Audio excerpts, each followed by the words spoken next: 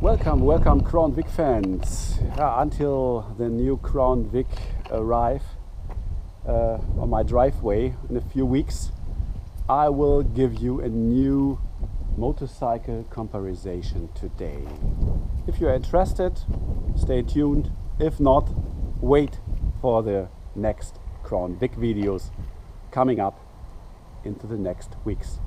So, welcome again on this beautiful mid-October day here in Germany, in front of my house, at my garage, at my driveway. And here are the both motorcycles I want to compare today. It's a BMW 800 GS here in the adventure version.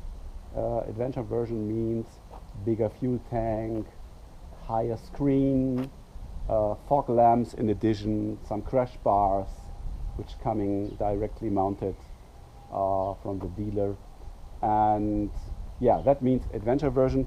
And on the other side, you know, it may be from the former videos, the BMW 650 GS Sertao, and I want to compare it today on my own experience, not based on technical details, catalog details, or whatever. Yeah, so maybe you are before the decision to buy one of that bikes, and I want to give you a little help that you make the right decision for that.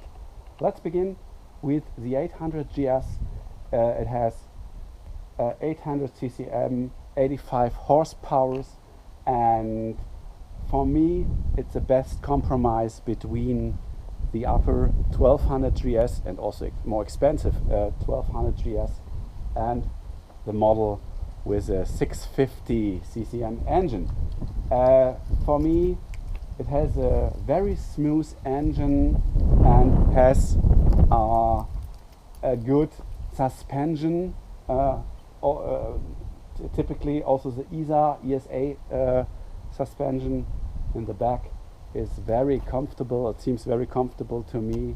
You can switch it into a comfortable position, and it's very smooth when you're driving on roads between small cities which are not in a good condition and so on. Yeah. So the fuel tank has 24 liters capacity. That means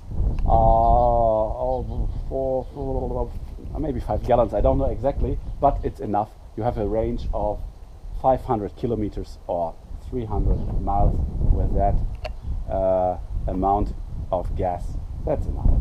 And yeah, it's the motorcycle. You can load many luggage on it. You can drive very smooth with 2 persons, and it's the older model. Right now the 850 GS come up, but it's a very nice and comfortable motorcycle to me. So let's compare it with the other on the left hand here. The 650 GS has only 50 horsepower and also a small gas tank with 14 liters. Maybe if you're interested in more details, please jump back to my former videos. There I explain the 650 GS a little bit more in detail. So interested to me, and maybe also to you, before I've purchased the 800 GS 2 years ago, I've owned a 1200 GS LC liquid cooled and drove it for 2 seasons, 2 years. And when I sold the 1200 GS and jumped onto this one, I thought, oh my God, is this suspension bad? Yeah. So if you compare it directly with the 1200 GS, it's bad. It's better. Yeah. No, it's better. It's worse. It's worse than the 1200 GS. But if you then jump on the 650 GS, yeah, I drove this model in the last weeks only, 1500 kilometers, like 1000 miles, and do not use in this time the 800 GS. When you drove that and then jump back on the 800 GS, you feel the yeah, the much more better suspension on that one. Yeah? That means to me the 1200 GS has the best suspension. The 800 GS is a good compromise between that one. It has not a worse suspension, but it's not an actual style. Yeah, it's developed in 15 years ago or whatever. Yeah, so do you mean you can feel it? Yeah, so if you need a good compromise, take the 800 GS in the normal version or in the adventure version with a bigger fuel tank and a bigger screen. That depends on your taste, yeah, on your motorcycle taste, or what do you want.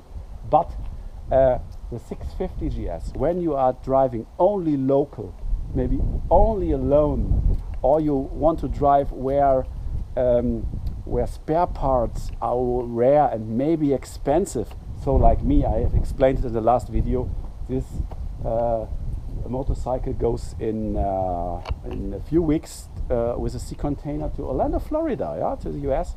It's waiting for me there until next year, next fall 2020, and there another friend, a buddy of mine, will also transport a second motorcycle, 650 GS BMW, also to Orlando, and we are going down to Panama from Orlando with that motorcycle. That means when you are going in some countries where spare parts are rare or expensive, or the mechanics have not so much knowledge about the technique, take that. And also when you drive mostly alone without luggage, and yeah, and when you want to have a light bike, yeah, then that you can feel the 30 kilos more you have on that 800 GS. The 650 GS is lighter, 30 kilos, and you can feel it, yeah. You can feel it, and it's yeah, more light, and it's for urban roads maybe, and nearby roads, and yeah, and that one is more if you plan to drive with two persons, maybe with your buddy or your wife or whatever, and you want to put more luggage on it. And if you drive where where you have spare parts and technicians and so on, yeah? I think it's my personal opinion. I've seen also some videos from guys who are driving that 800 GS through the whole world, yeah, and so I think, and it's my own opinion, both bikes have their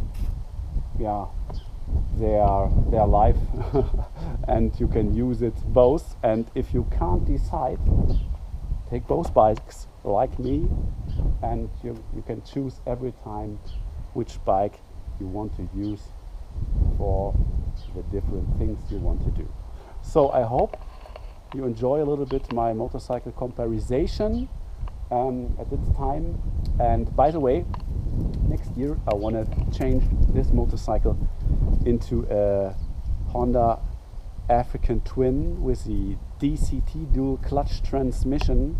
Not for the reason I want to drive a Honda, but I've rented a bike in Spain. It was a Honda, and that has a DCT transmission. It was amazing to drive this dual clutch transmission, like it named by Honda, and I want to try it a little bit more. Yeah, so maybe a new comparison is coming up in the next year.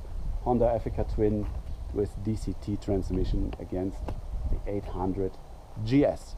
But for that time, these bikes are my both favorite bikes, and I hope I could help you to make a good decision, or the right decision for you when you are now want to buy one of them.